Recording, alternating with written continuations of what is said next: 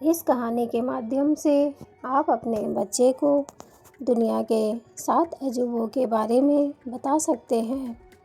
तो चलिए जानते हैं डोजो के इस सफ़र के बारे में।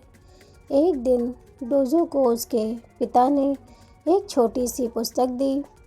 उसमें दुनिया के 7 अजूबों के बारे में बताया गया था। रात भर डोजो उस किताब को पढ़ता रहा और उसने रात को ही सारी किताब ख़त्म कर ली। रात को सोते सोते उसने विचार किया कि क्यों ना इन 7 जगहों की सैर की जाए। अब वह सुबह उठकर अपनी यात्रा की शुरुआत करेगा। डोजो सुबह जल्दी से उठा और अपने गुब्बारे में हवा भरा। गुब्बारे में हवा भरते ही वह गुब्बारा उड़ने लगा। अब डोजो ने अपने माता पिता से विदा लिया और अपनी यात्रा पर निकल पड़ा। डोजो ने दुनिया का नक्शा निकाला और गुब्बारे को उछालते हुए सबसे पहले मैक्सिको की ओर जा पहुंचा।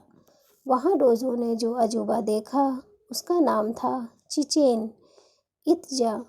चिचेन इत्जा में उसे एक पिरामिड दिखा जिससे वह देखता ही रह गया। वहाँ जाकर डोजो को पता चला कि यह लगभग 1500 साल पुराना है। डोजो बहुत दूर तक लोगों को वहाँ आते जाते देखता रहा।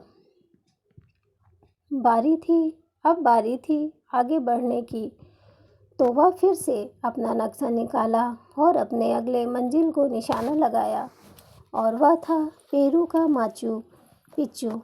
अब डोजो अपने मंजिल की ओर चल पड़ा और वो माचू पिच्चू जा पहुंचा। वहां पहुंचते ही उसने देखा कि माचू पिच्चू एक ऊंची चोटी पर स्थित शहर हुआ करता था।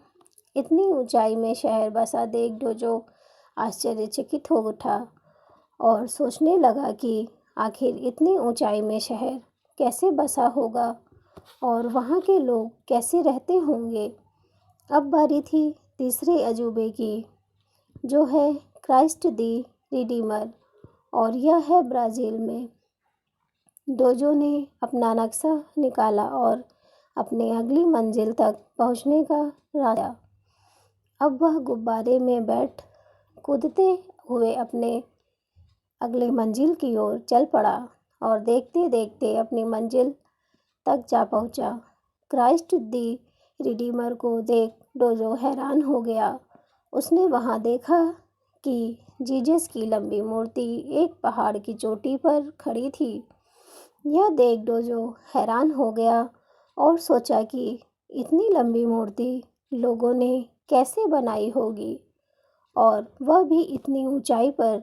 अब डोजो ने अपने कैमरे से तस्वीर ली और जल्दी ही अपने अगली मंजिल की ओर जाने लगा, क्योंकि अगला मंजिल बहुत दूर था।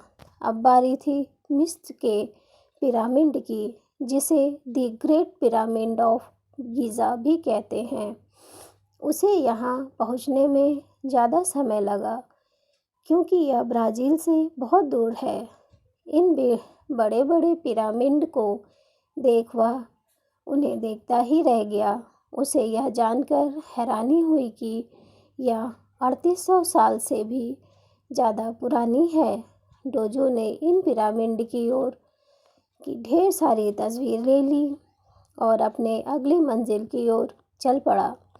कूदते कूदते वह अपने अगली मंजिल की ओर जा पहुंचा, और वो है ताजमहल, जो कि भारत में स्थित है।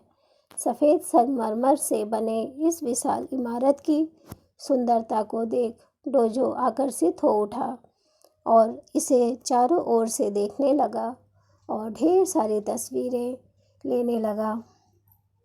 उसे वह पता चला कि ताजमहल एक प्यार का प्रतीक है।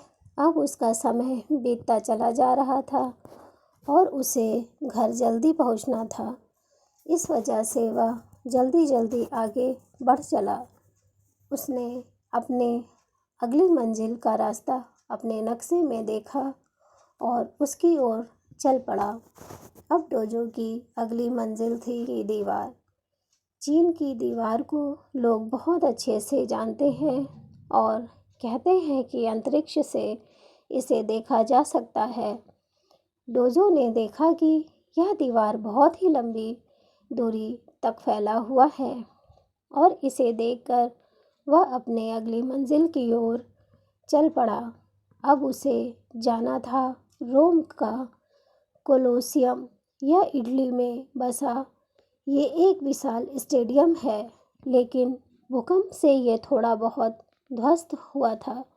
डोजो ने इस कोलोसियम को बड़े ध्यान से देखा और इसकी ढेर सारी तस्वीरें ली। अब डोजो का सफ़र यहाँ पर ख़त्म होना था, इसीलिए वह अब सीधे अपने घर की ओर रवाना हो चला। घर पहुँचते ही उसने अपने गुब्बारे को खोला और वहाँ से बाहर निकलकर बड़ी खुशी से अपनी माँ बाबा को अपने सफ़र के बारे में बताया। उसने जो तस्वीरें ली थी उसे बारी बारी करके अपने माँ बाबा को दिखाया और इस तरह से डोजो ने अपना सफ़र तय किया। तो इस कहानी से डोजो ने अपने सफ़र में 7 अजूबों को देखा, जिसे देखकर वह बहुत ही खुश हुआ। दोस्तों, अगर आपको मेरी कहानी अच्छी लगी हो तो मेरे चैनल को लाइक, शेयर और सब्सक्राइब ज़रूर करें। धन्यवाद।